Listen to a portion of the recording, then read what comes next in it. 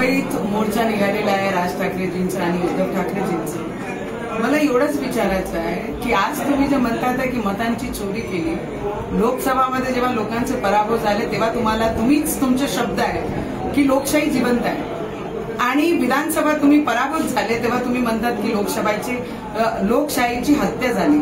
तर माझा प्रश्न आहे उद्धव ठाकरेजींना आणि राज ठाकरे साहेबांना की राज ठाकरे साहेब, तुम्ही उद्धव ठाकरेजींसोबत येण्यापूर्वी तुम्ही म्हणायचे की मस्जिदवरचे भोंगे काढा, हनुमान चालीसा लावा, हातात भगवा घ्या, हातात दंडे घ्या, आणि आज त्याच ठाकरेजींसोबत उद्धव ठाकरेजींसोबत तुम्ही बसल्या आणि तेच उद्धव ठाकरेजी म्हणतात की हे लोक आणि आपण भाऊ भाऊ आहे.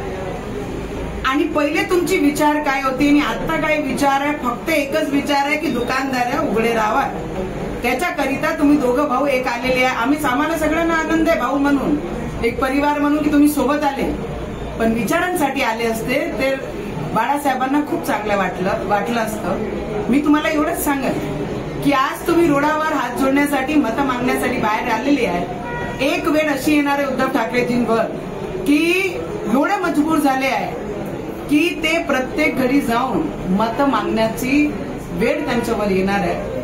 तर मी एवढंच म्हणेन पूर्ण महाराष्ट्राची जनताला की ठाकरेजींचं सगळ्यांनी पाहिलेलं आहे गेल्या किती वर्षापासून टोमणे मारण्यासाठी ते काम करतात आणि फक्त दुकानदारी चालू राहावे याच्याकरिता आजचा हा मोर्चा आहे. आणि त्याचा सगळ्यात मोठा प्रतीक तोच आज दिसत आहे की यांना लोकांचे प्रगतीसोबत काहीच घेणं देणार नाही. यांना यांच्या राजकारणाची दुकानात कसे चालू राहील फक्त त्याच्यासाठी आजचा मोर्चा आहे.